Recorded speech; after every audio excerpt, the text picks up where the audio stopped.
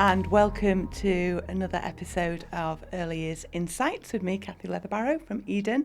And today I have got Lewis Staper from the Oliver Staper Foundation and Laura Salmon from the Banana Moose franchise. So welcome. Well, thank you. Thank you for having us. And obviously today we're going to talk all about the foundation. And do you want to explain how you've been behind the move?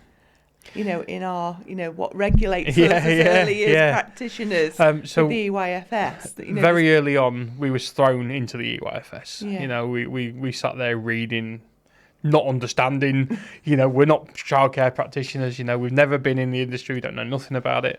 And we had a very steep learning curve quite quickly because the police investigation was focusing on items around the EYFS. Yeah. So we wanted to be up to speed. So when they come to us, we had an understanding of what they were saying, kind of thing. Yeah. So we where it said should or where it said must. Shoulds and musts are very important in the EYFS. And so we was going through it, and I said to Zoe, things have got to change. Yeah. Things have got to change, and we was very fortunate that our local council came to us and wanted to do a safer eating campaign. So we naturally sort of said, absolutely. Then they came and Laura came to see us and we had a few teams meetings and they said, can we use Ollie's face for it? And I was like, oh my God. And at the time, we just thought this was like a local type thing. And then, so we did some filming with them talking about it. And then when it was rolled out, we got sent the graphics that had been done and everything, obviously, before it went out, and we was just blown away. How simplified these graphics were, not just for nursery practitioners and staff, but for parents. Yeah. Because, there was no what we wanted, and they did it without us even saying, but we imagine, you have 3 plates on a graphic in a nursery, and the nursery is saying to the parents, what stage of food is your children at? And they can point. Rather than trying to explain, they can point. And that being taken forward was incredible. Yeah. And then so we got launched into that, and then it went national. The whole thing went national. I'd been talking to DFE quite a bit. I got the impression I was not wanted. Oh. Because obviously they're the best. They know. We can call that bit out. So you heard we're not disagreeing. No. Don't get me started on Ofsted. But we got thrown into it, and when it went national, and that that bit of pay that was being put into the EYFS. We was over the moon.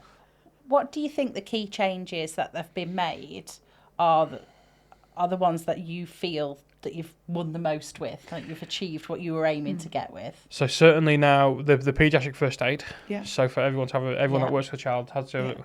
We learned that very early on in the police investigation that there was a loophole. So anyone that qualified pre-2016 didn't have to have an in-date first aid certificate counting the ratios, because obviously the ratios is another thing that we tackled. Yeah. So that gap needed closing.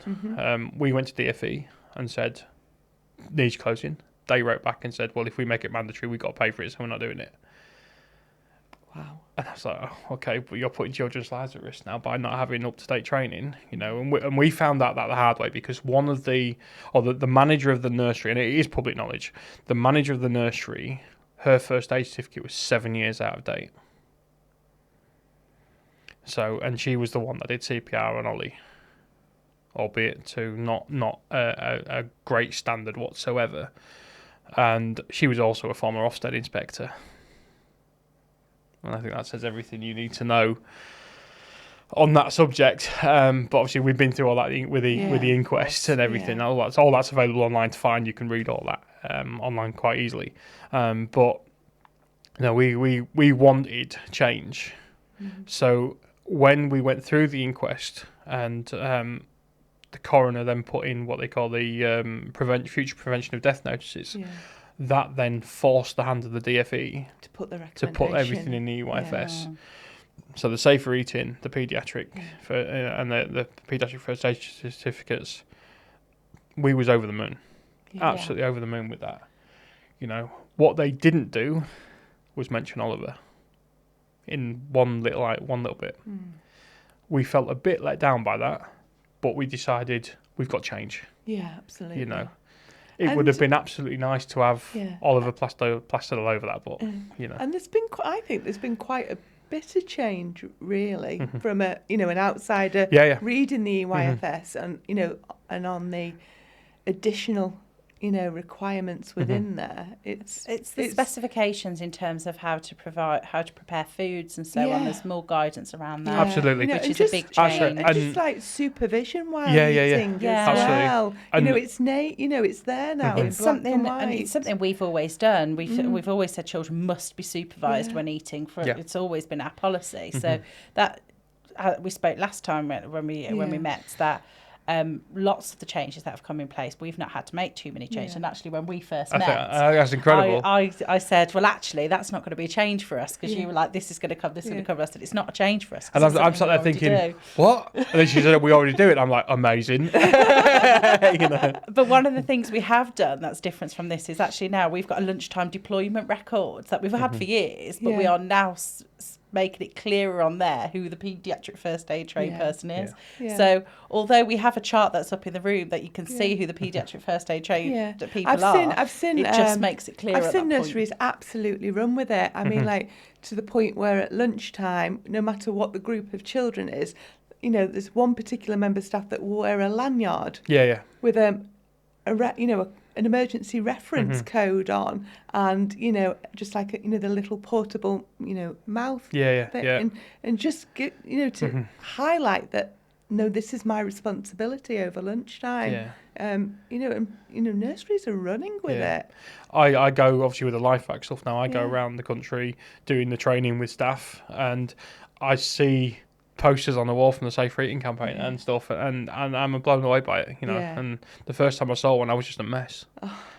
She's like, well, what's wrong? I was like, is it being in the nursery? I said, no, it's not the kids, it's not you, it's that on the wall, because that has come from us, and I just think it's incredible, and obviously to have your guys' support off the back of it as well, it's just incredible. But I think for us it's been special for us to be able to be part of this and support your foundation, because when we'd been watching it for a while and we were like, okay, now's the time. So I contacted John at Eden and said, right, we'd like to take you up on the offer of the LifeVacs.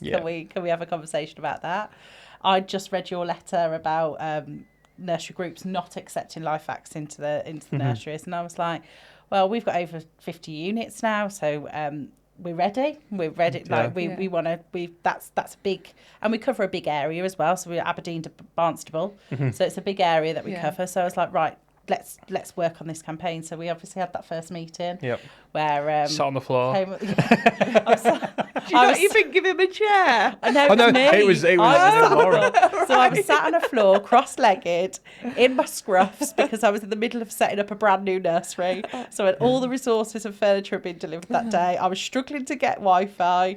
I had to message and say, I'm sorry, I am coming. I just can't get onto the internet. Finally joined, and we had the conversation, and actually the grand opening happened at that nursery a couple of weeks ago, and you joined us. It was absolutely really special to go full circle with that, and I think to see that set up as it was just incredible, and just to see the LifeVac on the wall as well with the banana moon, the branding on it as well, and that was something that was quite.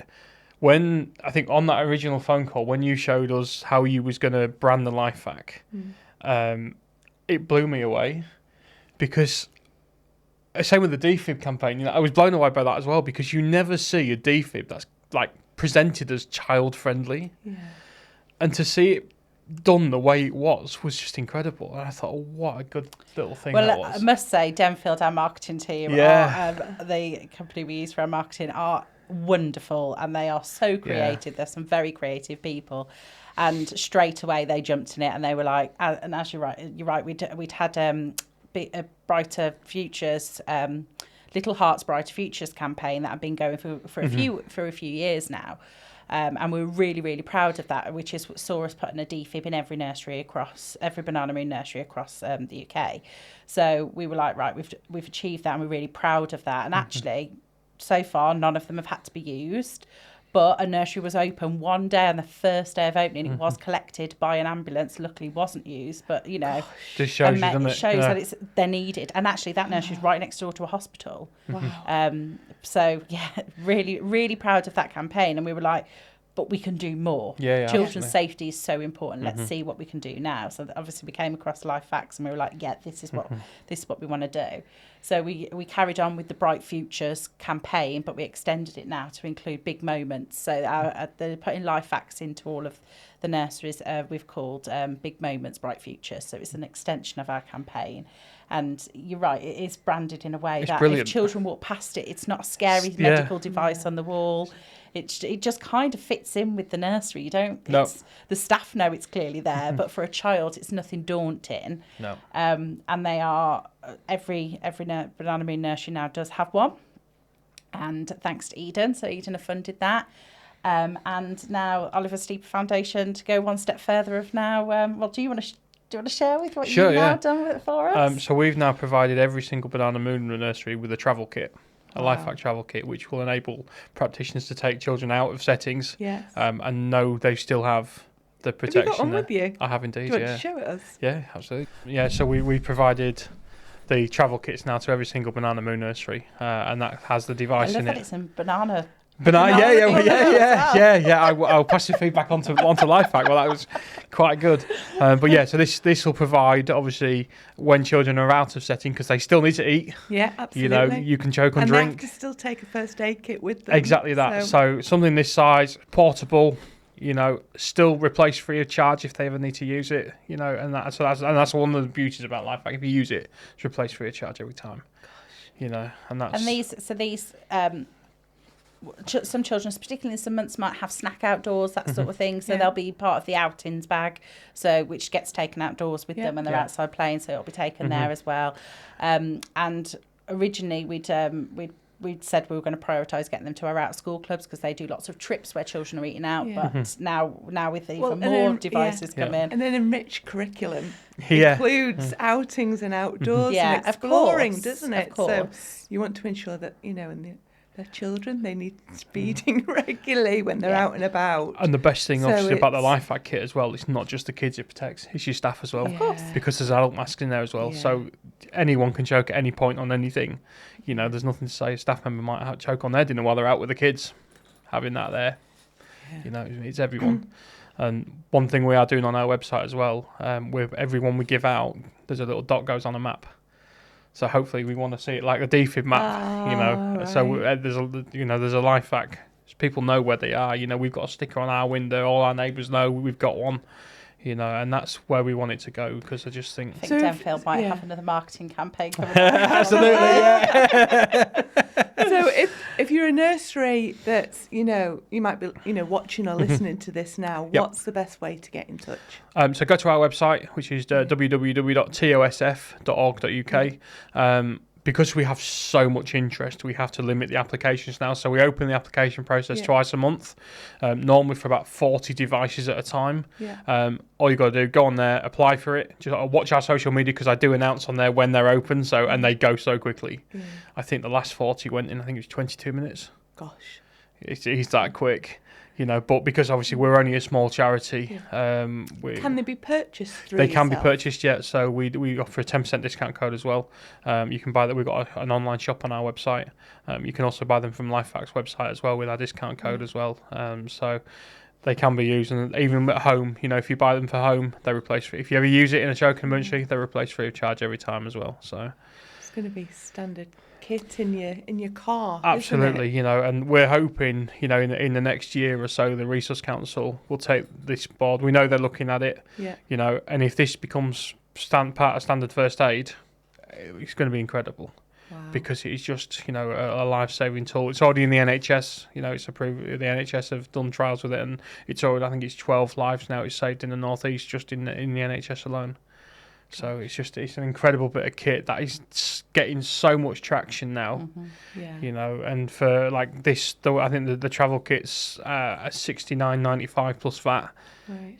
It's a small price to pay For your life. For a life.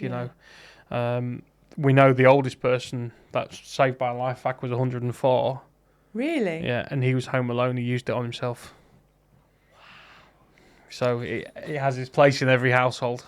And I think when we were looking at a name for to go with the Bright Futures campaign for us for Banana Moon, the reason we went with Big Moments is because that is a huge moment, a huge scary moment that could change anything. And I think when I was thinking thinking back to when I was an EYP and a child had choked and I had administered first aid and the child was fine, luckily everything was okay. When I looked back at that moment, I thought to myself, just knowing it was there in the background would have made that big moment feel more manageable. Yeah. And I thought, and that's, so I hope as well, it gives that security blanket, to all those EYPs across our network, that they feel, I know my first aid is important and that's what I have to do first, but I have got a backup. Yep, absolutely. If it doesn't work. Yeah, and this is the LifeVac's even more special to us as well because we've actually used it on Jake. That's the scariest night of my life. It was about 4 o'clock on a Saturday morning, and he had tonsillitis anyway. But at the time, we'd never heard of a febrile convulsion. We never heard of it at all. He went into this fit, and we didn't know what to do. Zoe's on the phone screaming, and then he stopped the fit and he just went lifeless. And I literally watched the colour drain out of him. And I'm like, oh my God, and Zoe's screaming, we can't lose another child. And sort of practically the same thing. And I just thought, hang on a minute, we've got a life. At that point, we had about 100 of these in our conservatory.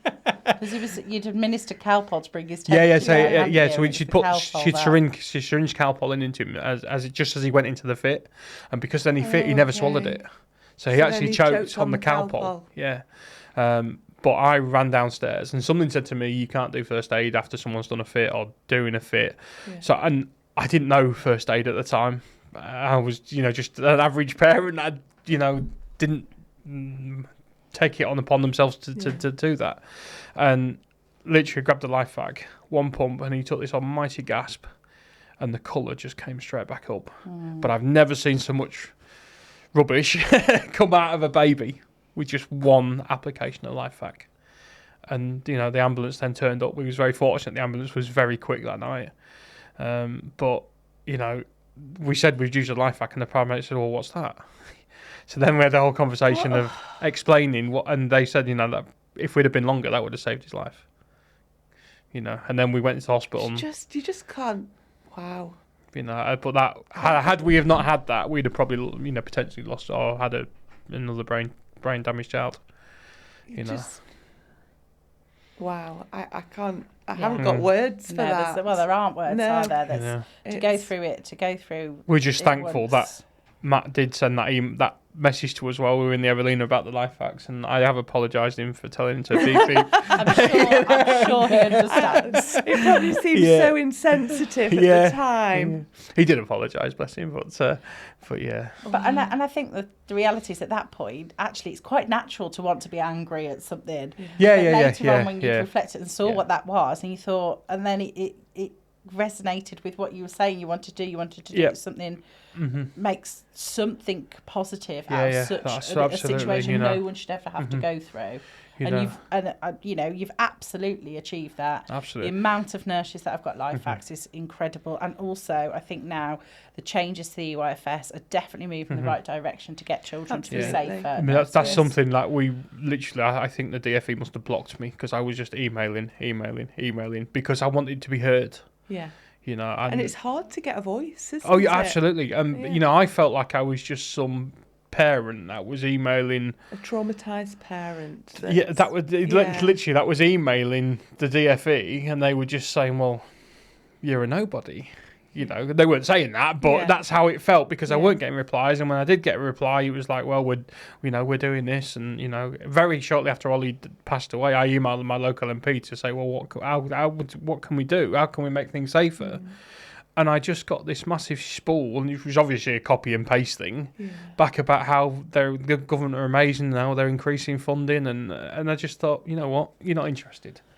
And I think that's something else that nurseries will now have to consider is the fact that funding is increasing. They're going to, and how it works termly, so they're going to be getting lots of new babies start all at once.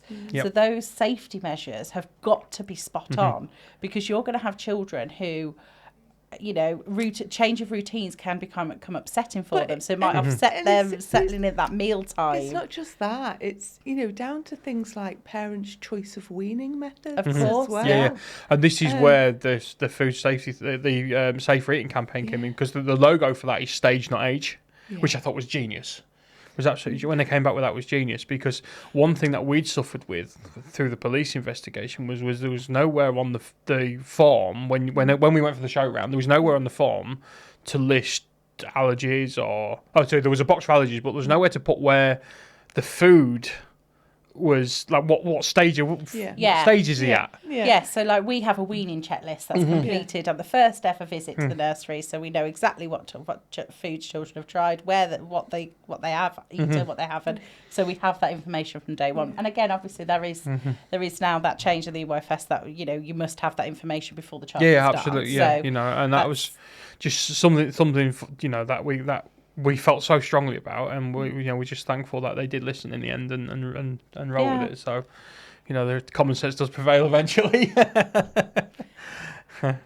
Because weaning can just be very difficult. I mean, we sent Ollie to nursery on the proviso that he literally, his top two teeth were just breaking through. He couldn't chew anything. No. So we even sent one of the Ella's Kitchen pouches in case he didn't eat their pureed food. Yeah. We was told there was a blender in the room, it could be used at any point, you know. And then when obviously it came through to the inquest and everything, you know, it turns out the blender's never been used. And I just think, well, the poor little bugger didn't stand any chance whatsoever then, you know. And they literally fed him penne pasta. He couldn't chew it. He had no teeth. And that's something that's going to haunt me now for the rest of my life, you know, and it certainly does with Jake, you know, and I go into, it's awful because I do go into like new nurseries, and I'm like a sucker for watching stuff, but I'm proud to say that everyone I've been to, I've never seen anything that causes me concern from going what I've gone through, you know, and the steep learning curve that I've gone through, you know, and I'm proud to say, you know, for the childcare industry from these changes is just only going to get safer. I think that's the thing. Obviously, there's been lots of things in the news over the last couple of years about safety in nurseries, and obviously there was the BBC documentary on how safe is your child's nursery. We was contacted about that. Yeah, so there's been lots of things in the news. So it's quite easy to think that nurseries are a dangerous place for children to be, but they're not. They're really not. We vowed never to have obviously put Jake in a nursery, but it got to the point with the childminder where he I think he lacked that natural being around other children. It becomes their social development. Yeah, you know, and we gets to a limit normally. If it's a small child. We went for a show round. We went to various different places, and honestly, like people were like so wary of us because they knew we was going to be looking like, because it'd come out like obviously in the press that, you know, some of the staff were not trained at the nursery and stuff.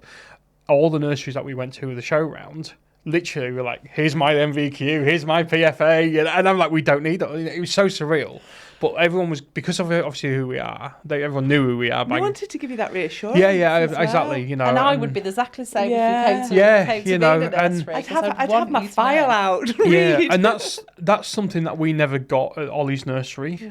So, and that was the one thing that when Ofsted came to visit us at our house, and I will say I was quite angry because they asked us, did we ask to see their first aid certificates? Did we ask to see their MVQs? And I said, no.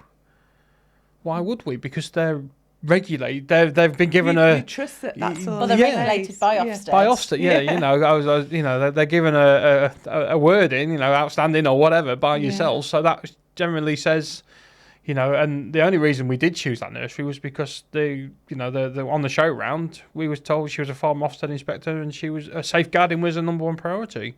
It wasn't the cheapest in Ashford by any means, but we thought we'd landed on our feet, and sadly 8 weeks later, Oliver died. You know, 8 weeks. Mm-hmm. You know, and that's the reality of it. You know, it happened that quick. You know, but thankfully Jake's nursery now is the most amazing little place ever. I just wish we had a banana moon in Ashford. You know, it can be arranged. Yeah. Where's my check? She's premising hunting. You know, and, you know, and I just what they've done for Jake now going forward. You know, they've got a LifeVac. It was the first thing I made sure they got. You know, and they actually they got one from us, and you know, all the staff have done the training, and you know, and now. It's almost back to being normal again, you know, because we drop Drake off now in the morning, and he just runs in, beaming little smile, doesn't even say bye anymore, you know. See you later. Yeah, he's gone, you know, and his development is just incredible to watch, because obviously we didn't get that with Ollie, you know, we got Dada, we got a few little words out of him, and that was as far as we got, and to see this, he's, you know, almost like he's the burden of my life, but also the joy of my life, you know. But I wouldn't change it for the world. So much joy. Yeah. And they do, don't they? Yeah, oh yeah. They're precious. Honestly, it's like I said to him, Daddy's going on a train tomorrow, and he's like, I want to go on train. I want to go on train. You know, I took him during some holidays. He was banging on to me about he wanted to go on a train. And so I took him literally just 2 stops down, and it was the most amazing day. It was incredible. It's just lovely. You know, just even like the ticket guy came round, and he was like, can I see your ticket? Does little boy want a ticket? And he literally even let him press the button on his phone to print the ticket out of the machine, and he's treasured that, and he took it to nursery to like a little show and tell thing they did, and he wants to keep it, so they put it in his like development book thing now. I think there you are, filling his cultural capital backpack. Yeah, you know, and it was just, and they're so lovely, bless them. So were you nervous weaning Jake? Absolutely. Yeah. We were so cautious. Literally, like we had the LifeVac like next to us at all, you know, at all points, but. You get to the point where you just have to go with it. Yeah. You know, and we were so nervous to take him from purees into solids because we just thought that's the stage we were at. You know, and I know we weren't anything to do. We told the nursery it was purees only. You know, but we just started him with like toast and butter. You know, and just letting him suck it off, and like now he's like a bloody gannet. You know, you can't stop him. Got a good appetite. Yeah, you know, but we're thankfully, you know, and it's always at the choking is always at the back of our mind now. Yeah. I remember when I went back to work when Freddie was still on his weaning. My son Freddie was on his weaning journey, and I remember my mum was really keen to have him 1 or 2 days a week. My mum was an early years professional herself, so I felt very confident with my mum having him. And he came to work with me the other days, and I remember my mum saying to me, I need some support on first aid before I do this. Before I do this baby-led weaning journey with you, and I was like, absolutely, you've got to feel confident with that. Because I didn't want to leave her in that vulnerable position. But had I been in the position at the time for LifeVacs to be approved, and that would have been given her that security. I think once you've been through something, or you're an early years practitioner, or the weight of the responsibility of somebody else's child weighs massively, doesn't it? Because you know, when I've looked after like my niece or my nephew, it's like I feel like I'm, you know, there's more responsibility than looking after my own children. Yeah, absolutely.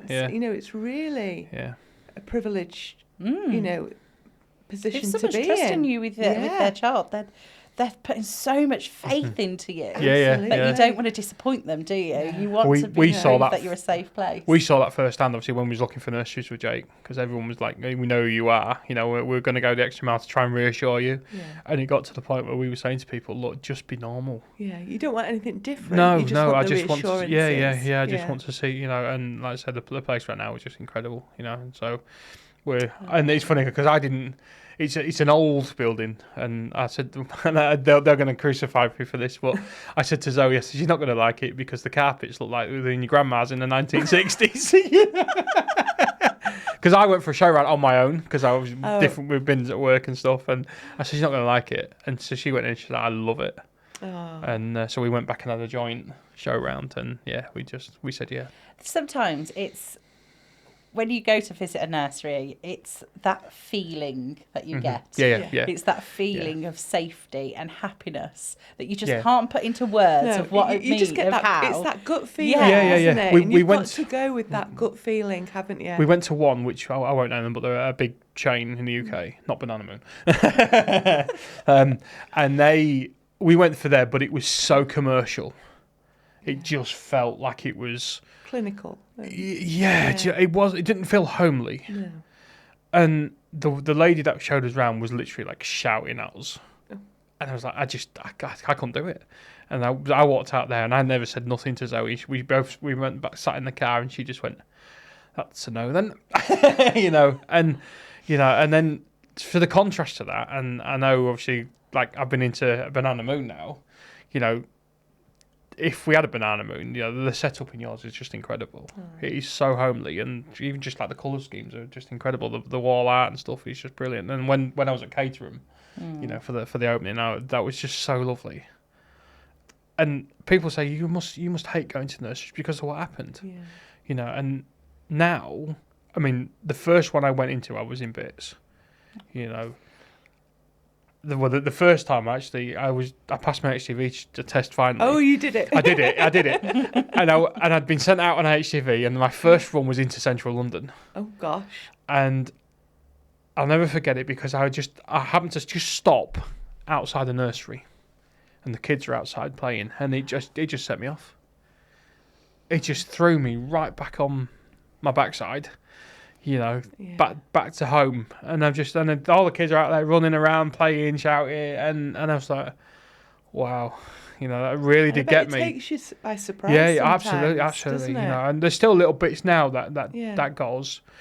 The big thing that really got me, and I was home alone when it happened, but I got the letter back from the organ donation people, and I've never cried so much in my life. I was literally rang out. I couldn't even talk. She was like, "What's wrong?" But you're scared. Yeah. She's like, "Are you having a heart attack?" I was like, "No, just wait." And I couldn't get my words out. But we got that letter back from the organ. We don't know who he is, or we know he's in the northeast somewhere. But both of Oliver's kidneys went to a 63-year-old male. Wow. Yeah, that was my response as well. I was like, how? Wow. And then I made some inquiries, and it turns out that the kidneys grow to suit the size of the body they were in. Yeah. And I never knew that, and that was fascinating for me, and we don't have the option to contact him, but he has the option to contact us, and I'm assuming, and we respect whatever way, they wish to choose, but because obviously it was all over national news that he would have known it come from a 9-month-old baby. So 2 and 2, maybe that's why. But when I got that letter, the guy had been on dialysis for like 5 years, and I know someone who's on dialysis, and it's not an easy feat whatsoever. No. So to get that letter to say he was now off dialysis was just incredible. Wow. And to know while he was walking around, theoretically, saving someone's life was just incredible. Gosh. And then his liver was sliced as well into like micro slices, really fine. And if someone's born with like a liver defect, they can there's a posh term for it, and I'll never in a million years be able to recite it or remember it. But they lay all his liver on top of their liver, and it rejuvenates it and makes it healthy again. Wow, that's clever, isn't it? And they could be frozen for up to 10 years. Gosh. And I think there was like 100 and something slices they got out of his little tiny liver. And that, they said, we're probably not going to update you on that. You can ask if you want. Yeah. But I just thought, what an amazing thing, the amount of lives that he's gone on potentially to save. I think, and I think for the person who has had that donation of an organ, it's, a friend of mine did have an organ donation, and I remember him saying to me that was it kidneys? It was no, but I remember him saying at the time it felt very bittersweet because he said, absolutely. I feel very lucky that I'm able to continue to live, but somebody's lost their life for me to now be able to live, and it just didn't feel comfortable for him. When we was going through the process, we felt the opposite way. Yeah. He was sacrificing. Living on. Yeah. Do you know what I mean? And that's why we had no hesitation in saying yes. And I got that letter, and I was just I showed Zoe, and I literally, I was like, I don't very often publicly admit to crying, but that got me. That got me to know he'd, you know, so give someone, and to give someone a new lease of life, you know. I thought that was incredible, and you know, I very much hope one day we do happen to meet the guy, you know, if he wants, but we fully respect if, you know, he doesn't want to, and that's fine. You know, we just know Ollie's out there saving a lot. You know, he saved someone's life. Well, he's put a lot of children in a lot of safer Yeah. And he's made such a big difference to so many people. His and story will always live on, won't it? He's helped his little siblings. Yes,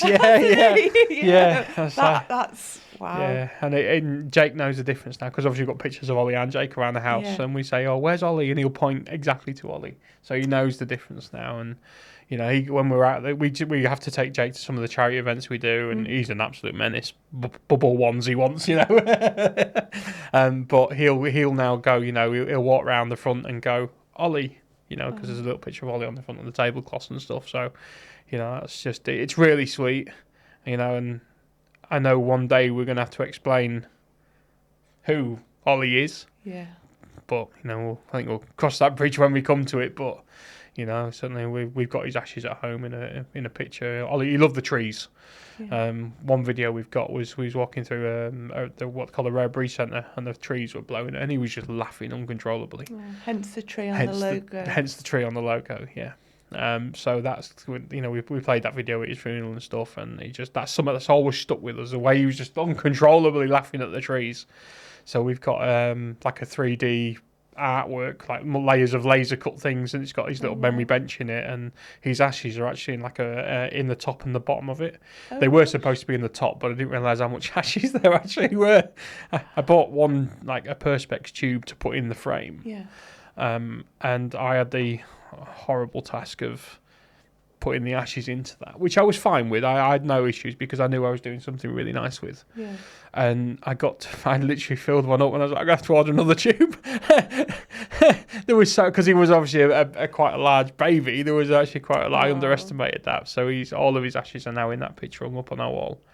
You know, we didn't want to cremate, because then you're always bound to that spot if you release the ashes somewhere. Yeah. So we cremated, but we didn't want to scatter the ashes, because you're always bound to that spot. And if we ever move, you know, we want to take him with you. That's it. We want to take him with us. So, you know, he's pride of place now on the living room wall with his candles and stuff.